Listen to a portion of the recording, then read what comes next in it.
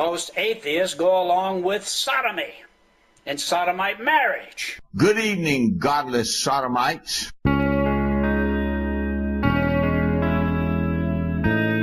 don't realize God don't really matter.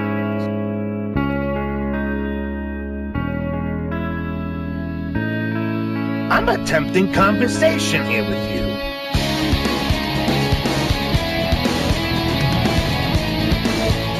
We have discovered what atheists really are.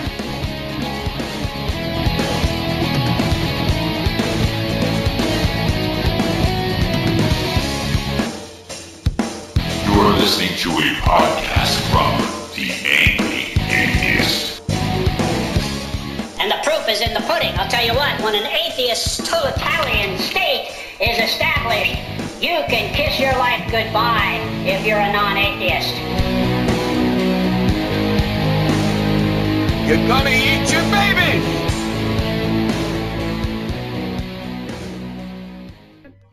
Hello and welcome to the Angry Atheist Podcast. On this podcast, I'll be speaking with Paul Elam from the website A Voice for Men. And before we start the show, I'd like to remind you that you should always listen before you form opinions about things. I'm sure there'll be some people who don't bother to listen to the show and just want to cast out their hateful opinions and their preconceived notions about Paul and his website. And I'm really not interested in that. So I'm glad you decided to listen. I hope you enjoy the show and form your own opinions. Paul was a great guest, and I want to thank him for spending some time with me. And don't forget to share the podcast with your friends, neighbors, enemies, with everyone. Share it. Spread the knowledge around the earth. Let everyone get smart. Okay, let's begin. Reap. Hey, what's going on? Oh, not much. Just turned out to be a busier day than I thought. Yeah. But a lot of them go that way these days. Yeah. It's Sunday, so I assume you had to go to church, right? Absolutely. I wouldn't miss a Jesus meeting for anything. Yeah. It's important that you go, I heard. I heard it's important to go or bad things will happen to you. Well, yeah, there's always hell. Yeah. If you don't go to church, you'll go to hell. That's what somebody told me once. Yeah, hell doesn't sound that bad, and I actually have the west wing of hell reserved. So if you feel like you really want to reserve a spot, anybody out there who's listening, feel free to contact me because I've got a whole wing reserved for. Can I just rent a room there? Absolutely, yeah. We accommodate anybody. So. Oh, absolutely. Well, there are some who rise above it, though. They will not have to suffer the eternal suffering. Yeah, that's all blown out of proportion. Yeah, well, I figured I'd rather burn in hell than worship a God that would create such a place anyway. So yeah, I know. I always figured that heaven would be the real hell for me. I mean, who the hell wants to go someplace where everybody knows everything, past, present, and future, and where some people's version of heaven is not going to be a good thing for me. Oh, no kidding. Well, you do get to. I forget who was it that said it. You get to look down and watch everybody else burn. Yeah, that's always fun, especially your relatives and stuff. Yeah, sort of like a sadistic porn. Yeah, exactly. I always joked around that if I ever went to heaven, that I was going to go over to people's mansions that God had given them and break their shit and piss on their furniture. They're not like it. It's heaven. They're not going to have any choice. It's heaven. I just go, hey, it's heaven. But the last guy that got kicked out got his own domain. Yeah, I know. So we're going to have you hell too. Yeah, that poor Lucifer always gets a bad rap too. Yeah, he does. He's the man. He is. He is. He's got to have some balls to do what he did, doesn't he? Oh, yeah. Go up against God? Yeah. Like, fuck you, God. Yeah, well, the thing is that he ended up being apparently extremely powerful. Yeah. Yes, you're right. So maybe that's the way to go. I don't know. Where was that power all that time, though? Was he hiding it up until that point, or what? Yeah, that must have been it. It's hard for me to really make sense out of fairy tales. So yeah, it is. I like to do the same thing with Mother Goose once in a while. The same thing I do with the Bible. But she's in hell. Yeah, I know. I thought she was a stripper. Oh well, I think we're repeating ourselves now. Strippers are in hell. Let's since we're already started, let's have you introduce yourself for the listening audience so they know who the hell I'm talking to, so to speak. Well, my name is Paul Elam, and I am the publisher of AVoiceForMen.com, the most notorious and banned website on the internet. Yeah, you have a reputation, don't you? So I've been told. Yeah. I don't know that I deserve all of I it. was going to say that. I don't think you deserve all the venom you get from people.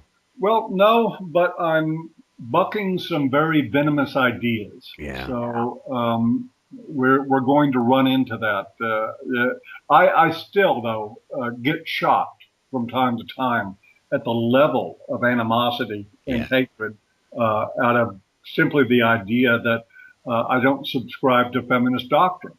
Yeah. Or any of their theories. What the hell is feminist doc? I can't figure out what. Can you even peg feminism down? Because I can't peg it down. There's so many different variables to it that I couldn't even tell you. I couldn't define it for you. Well, most feminists can't peg it down either, because what you get when you say that you oppose feminism is that, well, how can you say that? There's 400 different flavors of feminism, and I argue that there's really not. There is.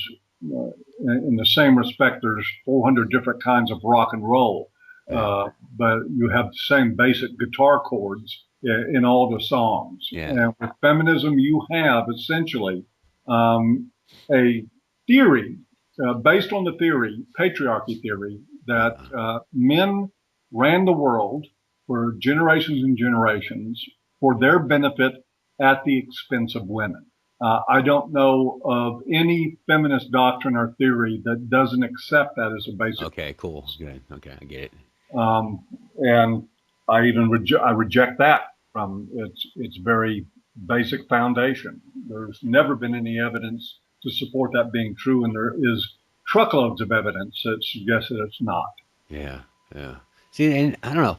You kind of expect people to have a problem maybe with you coming out with your point of view, but you don't expect the level of disagreement, right? Is that what?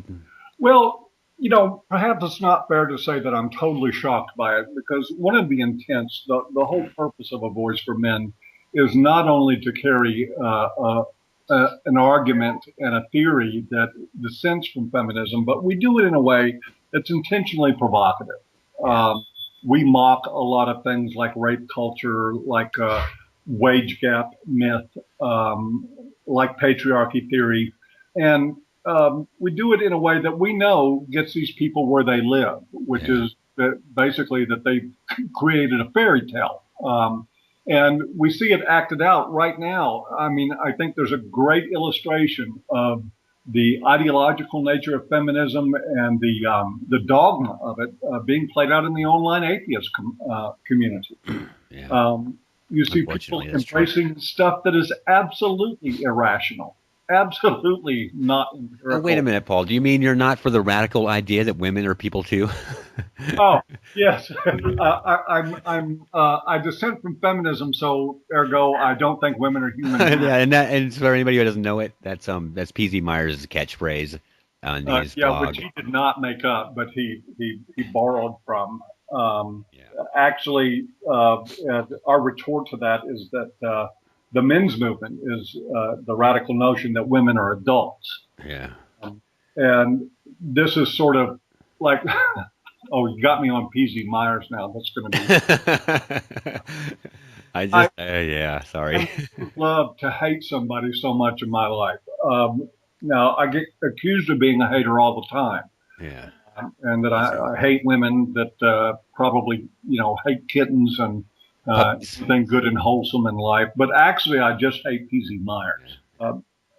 This guy has done more to set back rational thought amongst that community than anybody I've seen so far.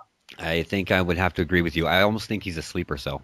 Yeah, I'm not sure what his gig is, except that I know that he is pretends to be a very strong, sort of towering icon in the online feminist community, and actually he's a rather obsequious little guy, clapping his flippers together and balancing a beach ball on his nose, hoping to toss a piece of fish. I think that's a pretty good description. Yeah, that kind of brings that. Yeah, I can see that. And that is, again, the fact that this stuff goes on, and you never see anybody in these communities say anything about it. Oh, excuse me, Thunderfoot did, but they invited him out. Yeah. Very quickly. But as soon as anybody does say anything of, hey, wait a minute, isn't this, doesn't this deserve a little scrutiny? He rushes like a Pharisee Yeah. to get rid of them and get them nailed up on a cross. It's amazing. Yeah, and at any instance of dissent, you're scum. You're nothing. And if you don't, it's funny because if you don't agree with everything, then somehow you're against everything. Absolutely. Which disturbs me a little bit, and it also disturbs me that when you suggest that men have rights too, that people just kind of go, shush, what the hell are you, like, how could you say that a lot of times? And I don't understand how anybody could be in that position, have that opinion, because, I mean, it's obvious that men have had, there's problems that men have had through history. I know that one big one that stands out for me is the custody of children. And men have been, it's been, against them. It was against them for a long, long time. It's a lot better now. But I went through that little, let me see, part of the court system, the family court thing. So I know what it's like, and it came out okay for me. But I can see, and I've heard, where it doesn't come out quite the same. Men do get kind of the short end of the stick there a lot of times. Well, yeah, a lot of them end up on the dead end of the stick. If you look at some of the statistics, the suicide rate normally, differential between men and women is about 5 to 1. Yeah. 4 to 1, depending on where you live in Western culture. If you look at the rate of suicides that occur during the process of breakups or divorce, it's more like 10 to 1. Wow, I didn't know that. And a lot of them, we had the example of Thomas Ball, whose suicide was to step up to the family court in New Hampshire and self-immolate. As a way to sort of take his pain away. But yeah, a lot of this stuff actually goes back and way predates the courts. And one of the things that we have to acknowledge is that, feminism aside, the bias against men in family courts has always been there. This is not a product of gender feminism. Yeah. It is a product of, and this really speaks to the whole, just the depravity of the message that men have always been privileged and that they enjoy some sort of special rights over women. Yeah. If we took feminism out of the picture completely, we would still have only male-only conscription. We would have a history of 99+% combat dead being men. Yeah. Well over 90% of workplace deaths being male. The deadly aspects of men's lives and the way that they are discriminated against long predates feminism. Yeah. The murder rate too, right? The murder rate.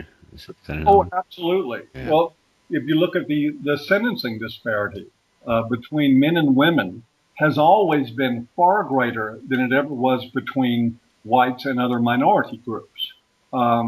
There is a bias, even though it is, and much of it is working. When you hear feminists say that patriarchy hurts men too, that is, an almost correct statement where they allude to the disadvantages that the general man faces in the world compared to women. That's always been true. I was going to say, but that's always been true. So that's kind of they're playing kind of a game with it there.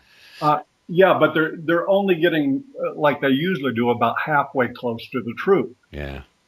It is men's expected disposability for the benefit of women that is at the root of most of these problems, not their disposability in relation to dominating women.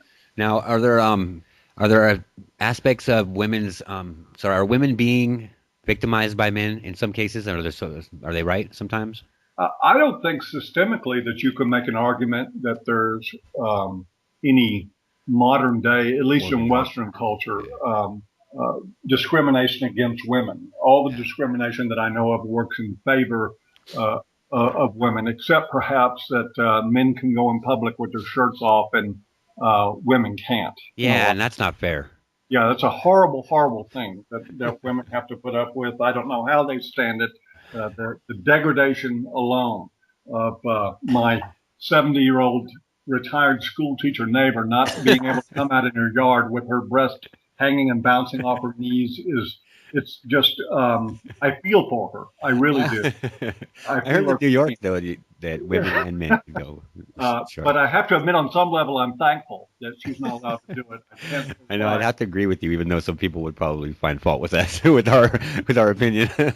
Oh, absolutely, they would. Our opinion would be an artifact of the patriarchy meant to oppress women, which is what I get all the time. But no, I don't see anything in Western culture that does not favor women. There were things historically that didn't favor women. They weren't allowed to vote or own land in some cases, although much more has been made of that than is real. They, oh gosh, what else couldn't they do? They couldn't hold public office. They had a much harder time getting educated than men. That's turned around, though, right? I mean, there was a statistic. What was that? In the UK, where women are going to college more than men at a rate so off that they're worried about getting men into college. Well, it's true in the U.S. too. Right now, the rate is about 60-40 in favor of women. It's projected to be 70-30 in the U.S. within the next 15 years. Wow. And we're seeing a commensurate drop of men from the workforce as a result. Yeah. In the meantime, we still have very female-centric programs. All the Title IX stuff and all the girl power programs that you can imagine, as though that there's some sort of deficit for women in education. They're dominated in education, and we're still acting collectively like they're victims. I suppose we won't have balance until schools are 100% female and 0% male, and then they'll be complaining that the burden of becoming educated has now fallen on women. Yeah. Now, it kind of bugs me that that they do that. It happens sometimes, and it's unfortunate. Now, how long have you had the website, a Voice for Men website? How long have you been running this? It's been up since 2008. I ran it along with being editor-in-chief of Men's News Daily back in 2008. In 2009, I left that position and dedicated myself full-time to A Voice for Men, and we've done nothing but grow since then. I think you owe a little bit to Free Thought Blogs for your growth, right? Listen, we're very appreciative of Free Thought Blogs. We're appreciative of the University of Toronto Students Union. Oh, them too? Okay. Who else? Are appreciative of the Southern Poverty Law Center. Yeah. For bringing a lot of attention, calling us a hate group, and then saying we weren't a hate group. But maybe we probably were, but we really You could be, maybe might be. of the information that came out.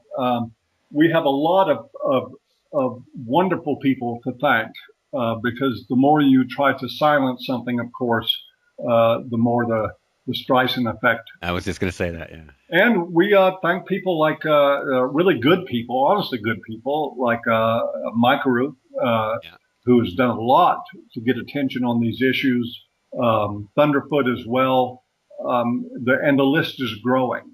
There is right now, I'll just give you a comparative analysis. A year and a half ago, a bad day at A Voice for Men would have been about 3,000 visitors. And today, a bad day at A Voice for Men is about 8,000. Oh, yeah. Nice. So we couldn't be happier with all the attention. And I understand that right now the University of Toronto is debating whether or not to ban us from their servers. Yeah, what's up with that? I don't get that. That seems to happen a lot. Well, it started back in November 16th when Warren Farrell came to speak there. And his message that he was concerned about boys committing suicide and failing in education was apparently so offensive that they had to block doors and destroy posters. And I saw the video of the protests of that. Yeah. Disturbing to say the least. It was kind of... So what we did was we identified some of the individuals in the video who had also made a lot of tweets and things about how proud they were of themselves of destroying the posters and blocking the doors and making sure that Warren Farrell was unable to speak or trying to make sure. Yeah. And we assisted them generally in getting their message out. We wrote articles about them, put their names in them, showed the tweets. We figured since they were disseminating this information on the internet that they probably wanted it out there. Yeah, so you gave them a helping hand, right? We wanted to help. It's always our aim to help at A Voice for Men. And for some reason, they didn't want our help. but they got it anyway. And so they have objected to that, saying that we're targeting them for violence. They've made a lot of accusations that the women that we profiled at avoiceformen.com were the subject of threats and threats of violence and stalking, although they've never offered a shred of evidence that this is the case. But anyway, they're taking their allegations of what's happened to the University of Toronto administration and asking that we be blocked from their servers, and they are planning on approaching our hosting company to see if they can get us removed from the internet altogether. Yeah, that really bugs me a lot, that censorship thing. I see that a little more often than I would like among the feminists. Seem to want to quiet people. Yeah, and we don't want to quiet them. We do everything we can to actually help show people what their message is. We wouldn't ban a site. I don't believe in flagging YouTube videos or trying to take sites down. Yeah, exactly. We need to have the free expression of ideas, even very offensive ideas. Yep. Well, I would say especially very offensive ideas need to be vetted, need to be out there for everybody to look at and make up their mind. Yeah. But apparently the University of Toronto Students Union has a much different idea about how to handle these things, and theirs is to simply try to shut us down. But and they're not the only ones. That's a common theme that I've seen from my experience, is that shut you down, and censorship and get rid of you and make sure nobody can see what. But I don't see anybody doing that to them. If somebody was doing that to them, I would be against it also. Oh, absolutely. But this is really the thing to me that is so surprising about what's happening in the atheist community, because I do at least understand to some extent why feminist ideologues want to shut people up. I mean, their whole philosophy is predicated on theories that are easily debunked. And the only way you can keep them going is to make sure nobody can dissent and talk about it openly. And so they shut people out of their forums. I understand that. It's their forums, their intellectual property. I think they have a right to do that within their own domains. Yeah. But where it really just makes me laugh and freaks me out a little is to see it in a community that with a name like Free Thought. I know. How on earth can these people with a straight face talk about being a free thought community when their first order of business for anybody that disagrees with them is to censor them? Well, see, Paul, you're being silly, because free thought doesn't mean you have to accept anybody's thought. Oh, okay. It sounds like a Watton-esque explanation if I ever heard one. Is that directly from TZ?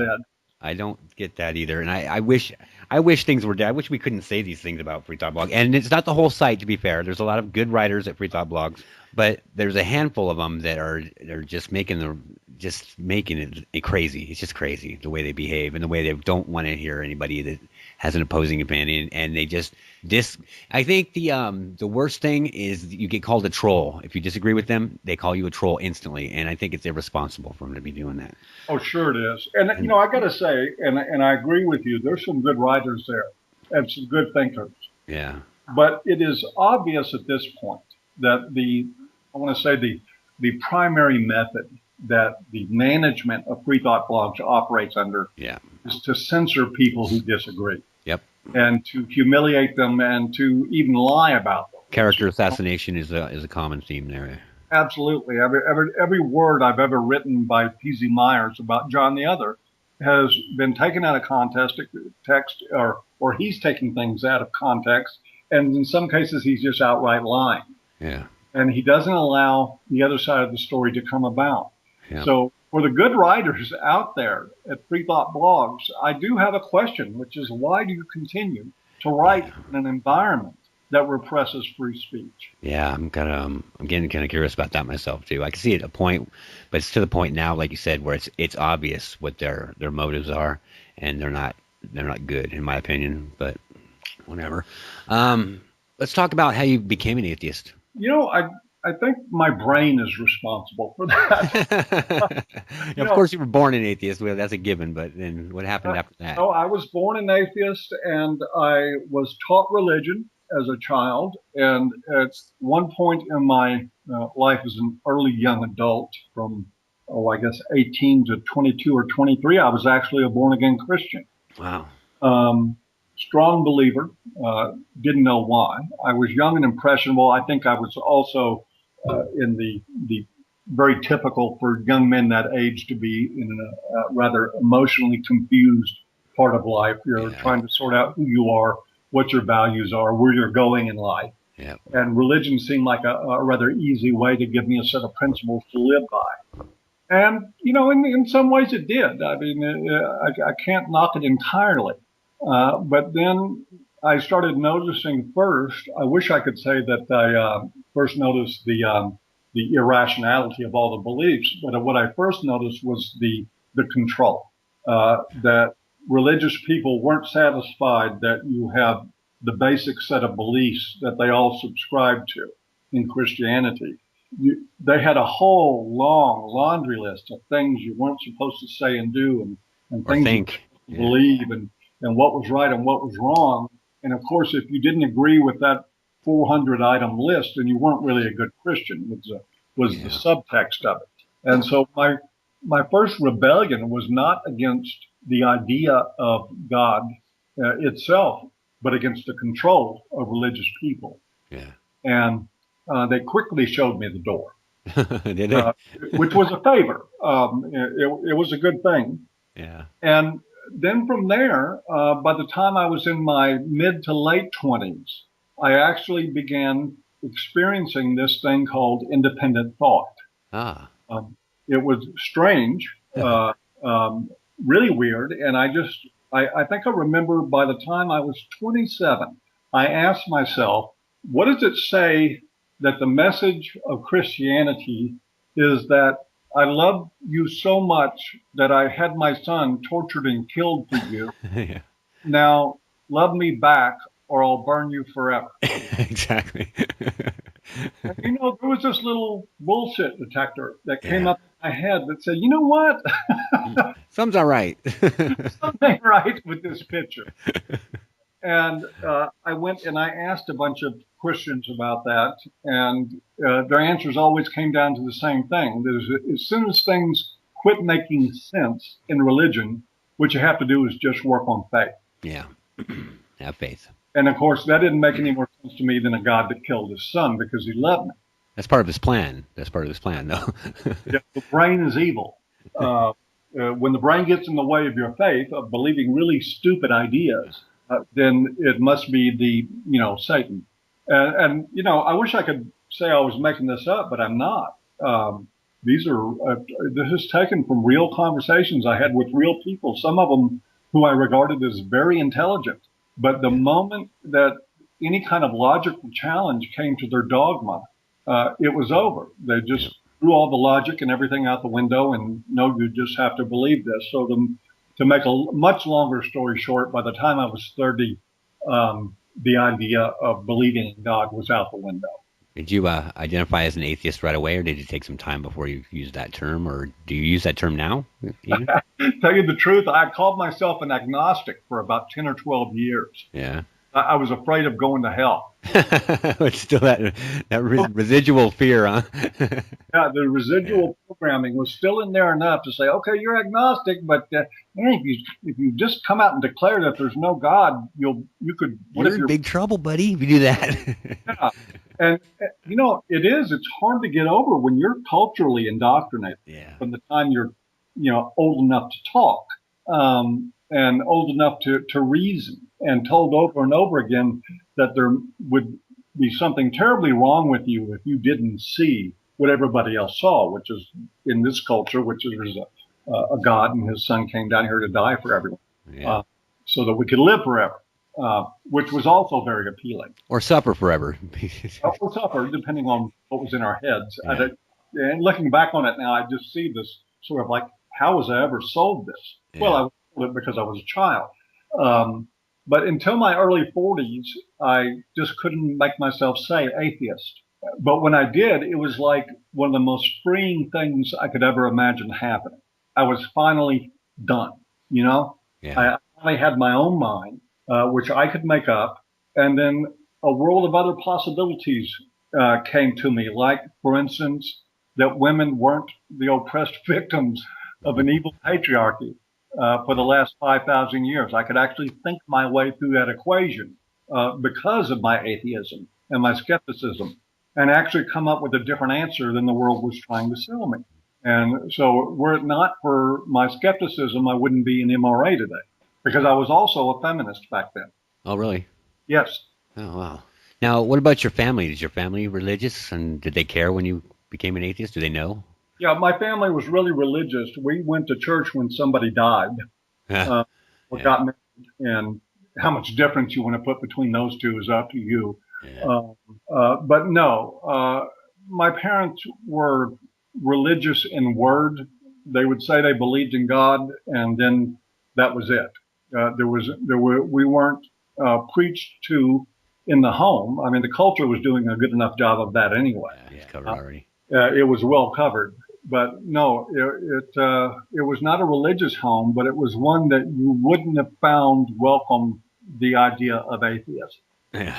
No Christmas presents for you. Exactly. So I was raised with an opportunity maybe to think a little bit more independently than other people, but I think it may be in some ways because it was such a given that there was a God that we didn't need to discuss it. But yeah, I wish I could blame my family. Did you grow up in the Midwest too, or? No, well, I grew up all over the world. I was born in Texas, and from here, so to speak. Most of my family is, but my father was military. We grew up in Europe and the United States. Huh. Yeah, was there much religion in Europe when you were in Europe? I mean, I know how it is now that they're kind of losing their religion over there. Well, it was religious in my childhood in Europe than it is now by far. Yeah. They're finally starting to free themselves there. But it wasn't much of an impact on my life. There wasn't a religious impact even in the places that we lived. I lived on military bases where we had actually the service was pretty good about integration long before the rest of the world was. Yeah. And we had a pretty diverse culture everywhere I grew up. So it wasn't like there was this huge amount of religious pressure.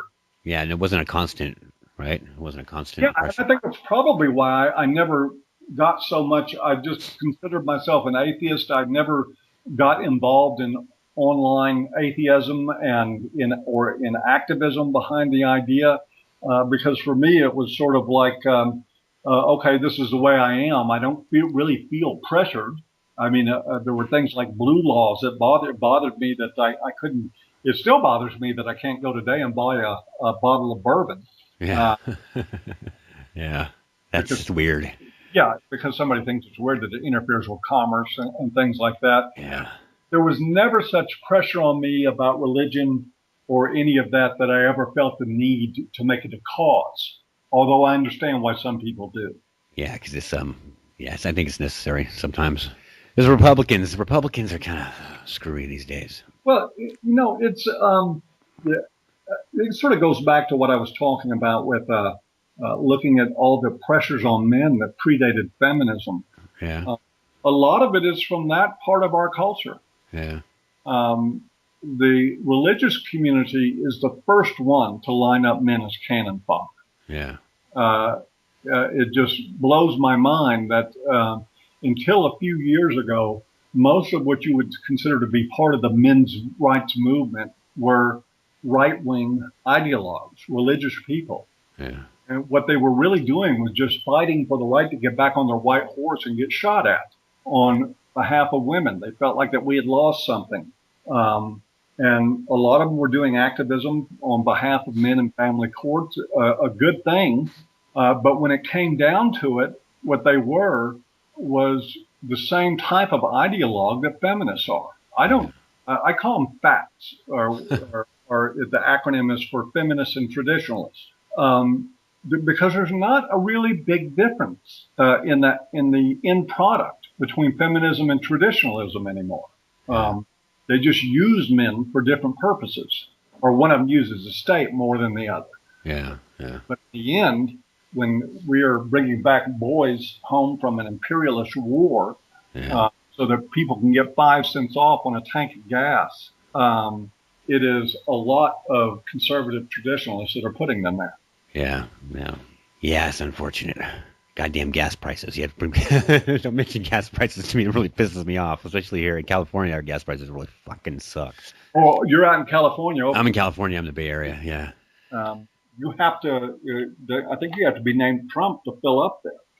It's pretty freaking expensive. And it you know what amazes me is how if there's any kind of like a refinery goes down or something, the gas prices go up that freaking day. Like they're making the gas as you order it, you know? Or if the oil prices go up, the gas prices go up that day. It's just, man, the record profits, and it's just disgusting. Can't stand those gas. And then somebody was talking about, what was it like during the BP oil leak that they had in the Gulf? People were talking about, oh, we need to boycott BP. We need to boycott these oil companies. Well, people don't seem to realize that these oil companies have their fingers in every. If you were to boycott BP, you'd have to stop drinking anything that came in a plastic bottle. Oh, sure. You know, there is no boycott of these people. Nothing that's going to work. You don't even know.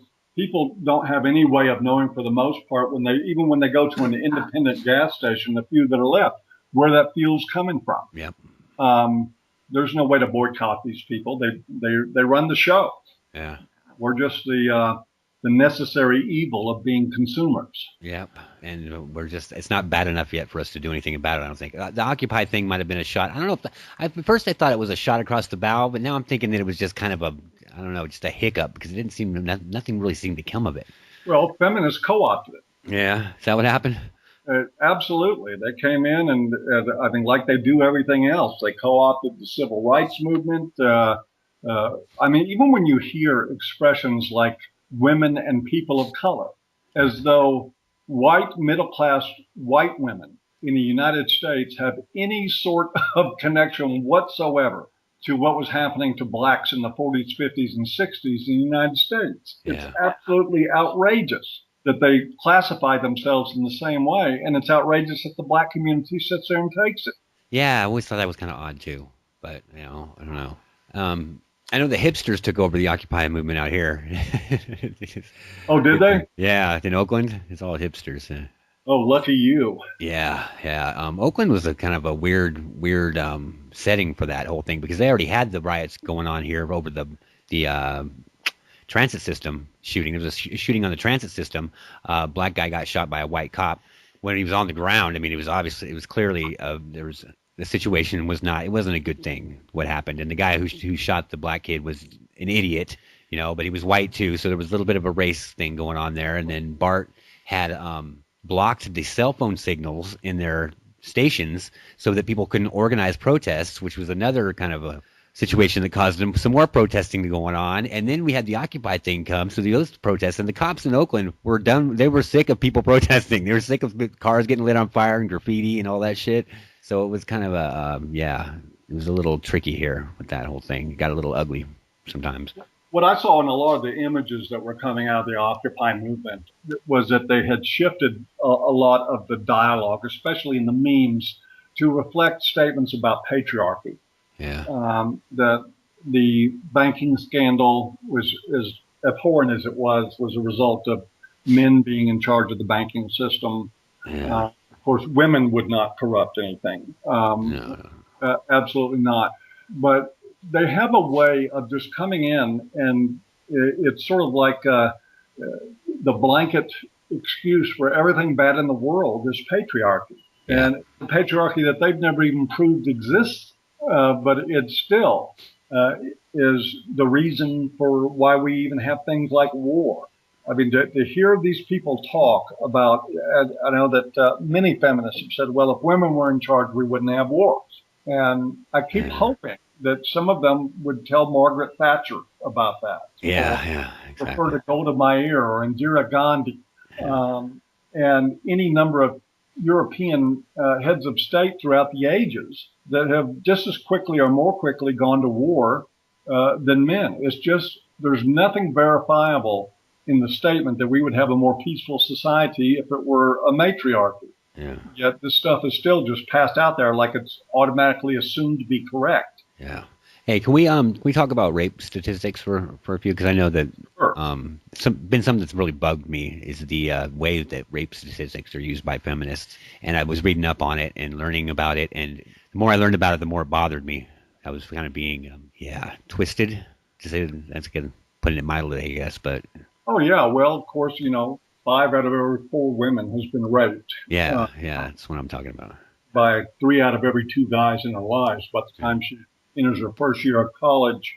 It's really not so much about, and I've taken a while to get to this. It's not so much about just the corrupted statistics. The 1 in 3 thing, of course, which became 1 in 4, or was it 1 in 4 became 1 in 3, and pretty soon it'll be 1 in 2.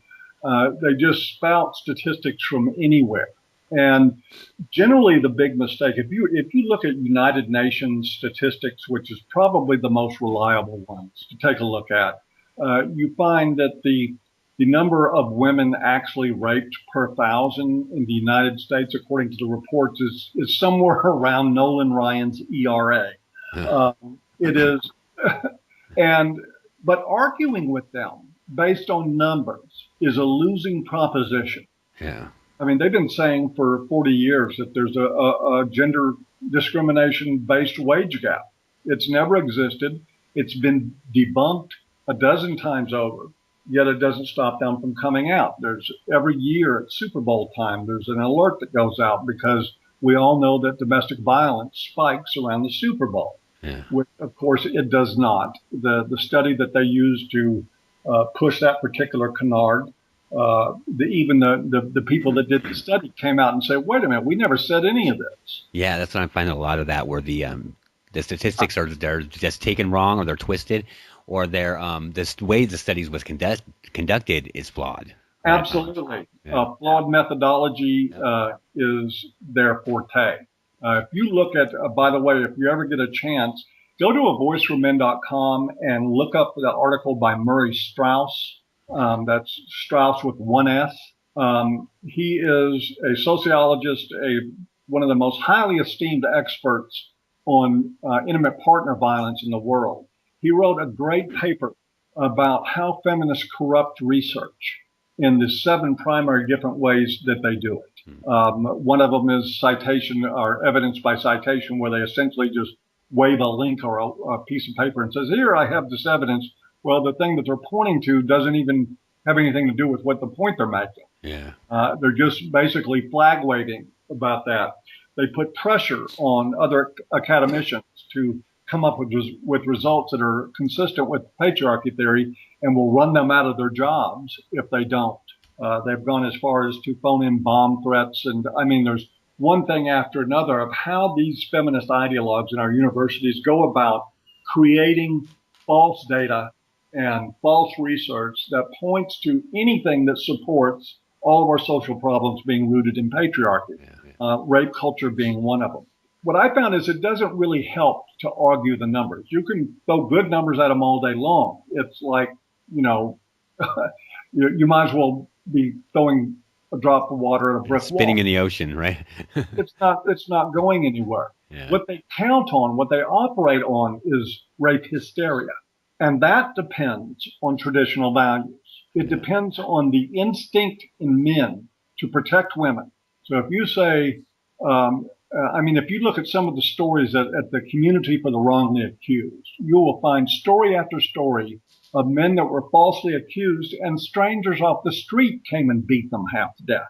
Yeah. Or went to their homes and shot them. Yep. And this happens over and over and over again.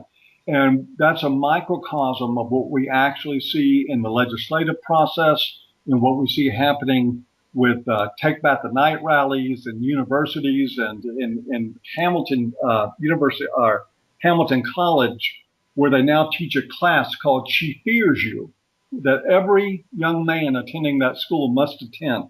Wow. In which it's pointed out that he is a potential rapist. Yeah, that bugs me a lot, that claim that every man's a potential rapist. Bugs me a lot. So the way I think that we're best off combating these lies, and we don't have a better word for them, they're lies. They're lying about how often women are raped. They're lying about how likely men are to rape. They're lying Disinformation, yeah. overall about how severe the rape problem is in the culture. With all respect to every rape victim, the way to combat this is to attack the hysteria and not attack the numbers. Yeah. They are using the knee-jerk reaction of men, and traditionally masculine type men, who instinctively want to protect women and who will rush to their defense no matter what, the moment somebody points a finger and says she was sexually molested. Most men have that instinct that they would just want to go beat the crap out of the guy. Yeah, I don't want to see that happen. Yeah. Anything that we can do to stop this from happening. So our enemy in that respect, the feminists are right in one way. Our enemy in that respect is a lot of our traditional values. Yeah. We need to start talking to men about how mindless they are about rushing to protect women. And of course, one of the reasons A Voice for Men gets so roundly criticized is because we do that, and that is the real threat to them. Yeah. If we were just sitting around throwing back statistics at Eve Ensler, you wouldn't even know A Voice for Men existed. Yeah, I think we have a habit of doing that in a lot of aspects where we become emotional about something, and these knee-jerk reactions where we put laws in place or policies in place while we're still emotionally reacting to an event. And I think it's irresponsible for us to do that. Just like the gun. And I'm not going to say whether we need more gun laws or not. But I'm saying we shouldn't make a decision about gun laws right after we have a school shooting like we did. You know, we should sit back and we should look at things first.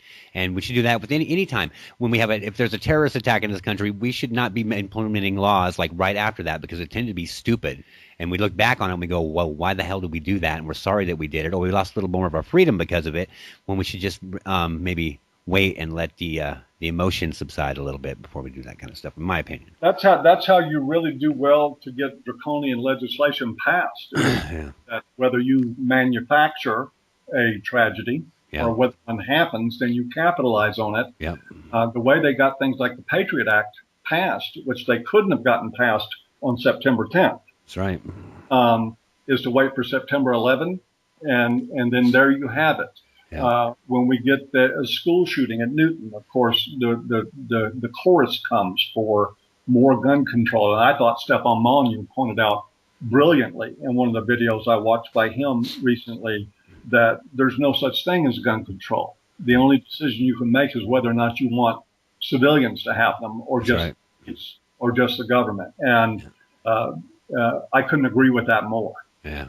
As much as I, hate seeing people harmed, I'm a gun owner and I don't want to give them up. Yeah. And I don't think that anybody should be taking other people's guns away. I would like to see more attention paid to the mental health care system. I think that would do us a world of good if we would do that before we started implementing more gun laws that we don't even enforce now, the ones we have now. Absolutely correct. I can tell you one thing. I live in Texas, and the state mental health apparatus here is so bad, so horrible, that what they do is and admittedly, they're overburdened. This is very expensive stuff we're talking about, caring for the mentally ill. But they take people in, say, that are affected by something like paranoid schizophrenia, and they medicate them all to hell. Till their hallucinations go away. And then they say, oh, look, no hallucinations. It's time to put them back on the street. And they do it in very short order. That's the way we address chronic mental illness. And that's if they get treatment at all in the first place. Exactly. And they're only going to get that treatment if somebody from the outside is pushing the issue through a court order or something like that.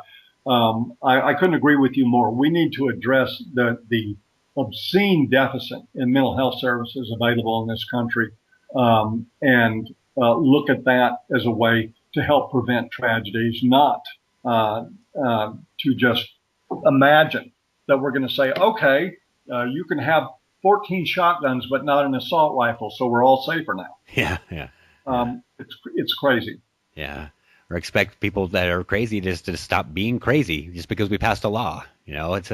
People are disturbed, they're going to be disturbed. No, it doesn't matter how many laws you pass, they're still going to be disturbed, and they're going to need help, and they're going to lash out one way or another. And it's just, I don't know, it just boggles my mind why we seem like we can't. Even a more controversial thing I'll offer up is that if we look at the case of Adam Lanza, that what we need badly is not just a discussion on mental health, but we need a discussion on parental alienation.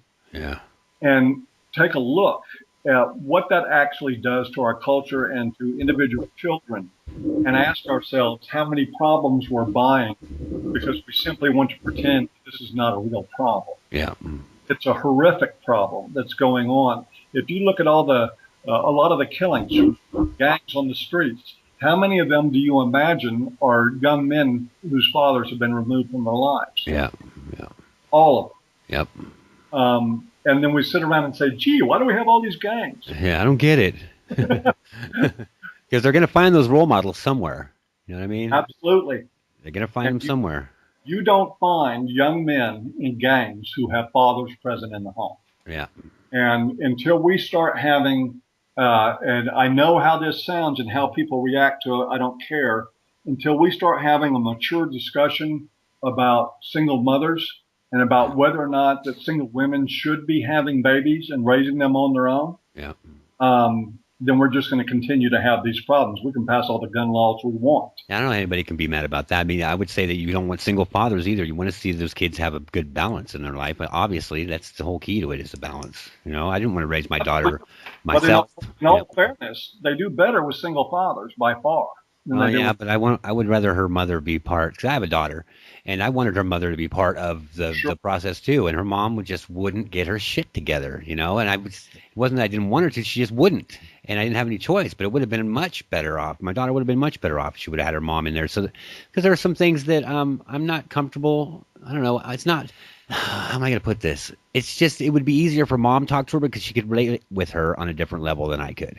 Well, yeah, and whenever there's an absent parent, there's a lingering thought in the child's mind all the time of what was wrong with me. Yeah, exactly. And it is so hard to overcome that. Yeah.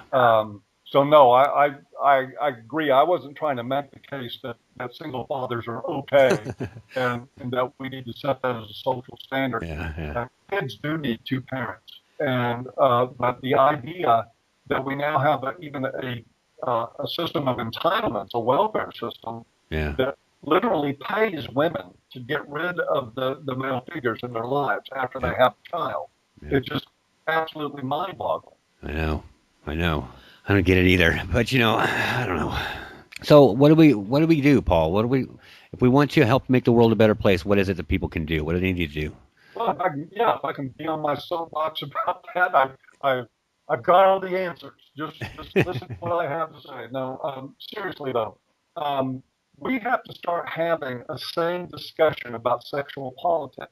You know, the connection between men and women drives so much of what happens in our culture. It drives what happens to our children. It ultimately manifests in things like gun violence and drugs and school failure. All these things, a lot of them go back to the core relationship between men and women, which has been undermined by gender feminism for 50 years now. It's not a coincidence that the divorce rate shot through the ceiling with the advent of no-fault divorce. Yeah. The moment you were allowed to get into a contract and then just get out of it because it was convenient or financially advantageous and rip children away from their parents has done a lot to hurt our culture. And the sanctity of marriage too, you know? Well, you know, I don't know about all that.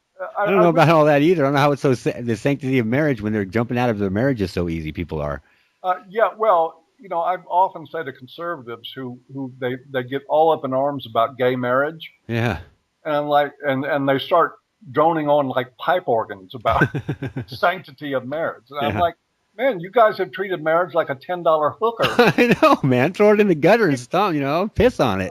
It's like you pass these laws and then start ripping fathers out of kids' lives. The sanctity of marriage? Yeah, exactly. Are you kidding me? No, I don't think we need to return to Leave It to Beaverland. But what we do have to do is have a sense of accountability and responsibility between people in relationships. Yeah. We don't have anything close. We're still running on the idea that a man's basic worth is his wallet and his back. And as long as our culture runs on that and we treat men as disposable and we treat women like overgrown children with no accountability for their actions, as long as they can still kill people and walk away from it, you know, I'm seriously concerned that Jodi Arias is going to get a pass. Yeah. She may not, but it wouldn't surprise me anymore. So what do? We need to start fucking getting real. And we're not. We're living a bunch of lies between men and women. Men still basically sniff around women and try to figure out what song and dance they have to do to please them. Yeah. And women have learned, we've taught them, and I'm not blaming women for this, but we have taught women that they're entitled to not be accountable for anything they do, and that they're owed this sort of treatment from men. How can we not have problems with this type of social agreement going on? But what it's going to take is men standing up on their legs and asserting for themselves and their sons, and it's going to take women being willing to look in a mirror. We ain't there yet. Yeah.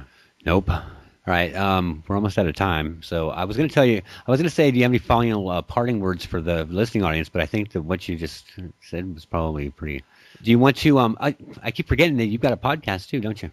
That I've got what? A podcast or a radio show you guys do.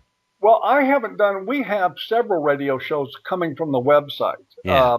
I have been too busy. I'm busy right now working on a book with Dr. Tara Palmadia. Oh, nice.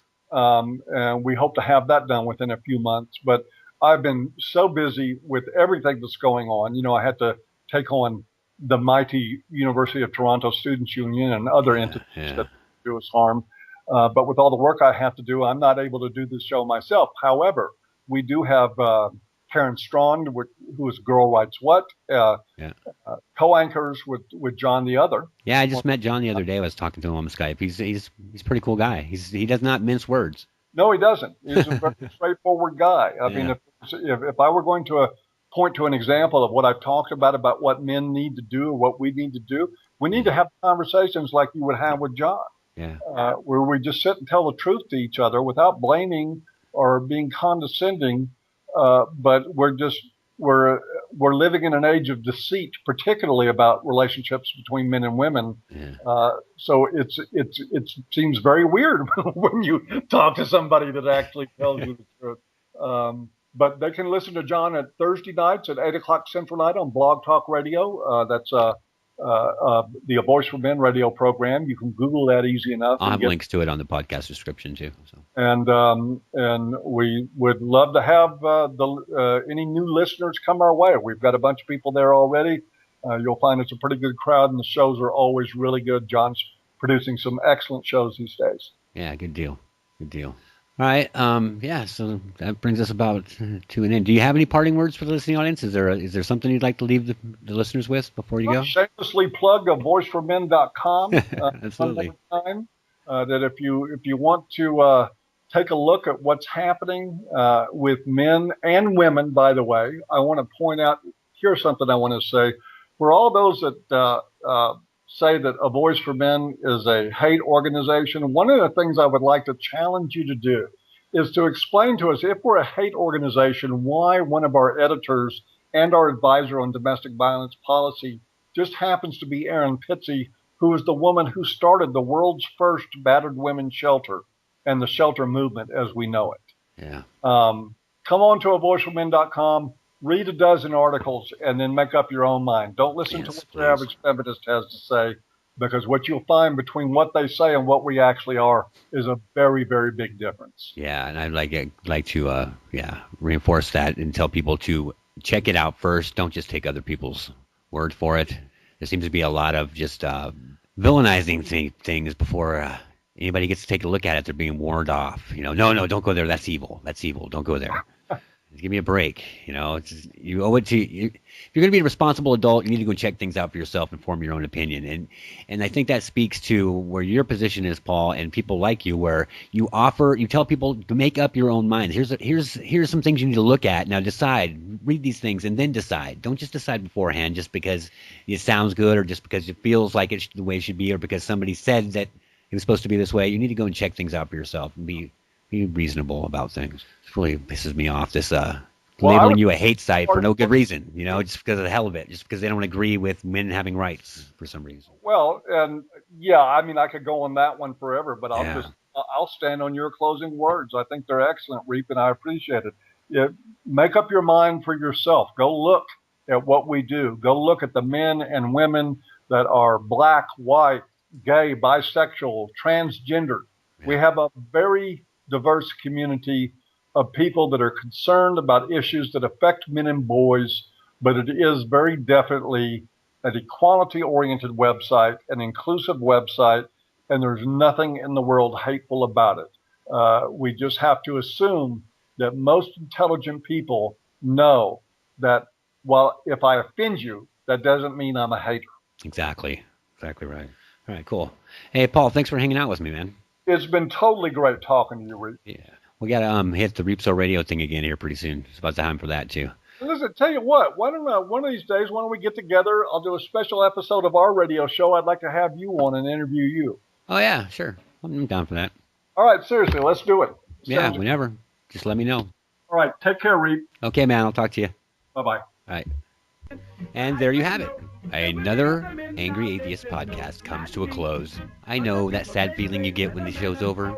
I know, I'm sorry. There'll be another one soon, don't worry. I want to thank Paul for hanging out with me and encourage you to visit his website and learn some stuff. I'm not saying you're going to agree with everything, but where do you go that you do agree with everything these days?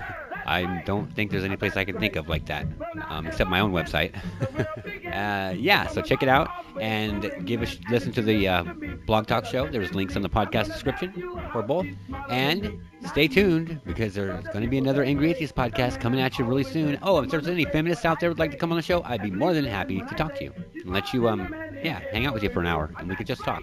All right, so you can contact me at atheist@angryatheist.info. All right, I'll see you in the next podcast. That's right. That's right.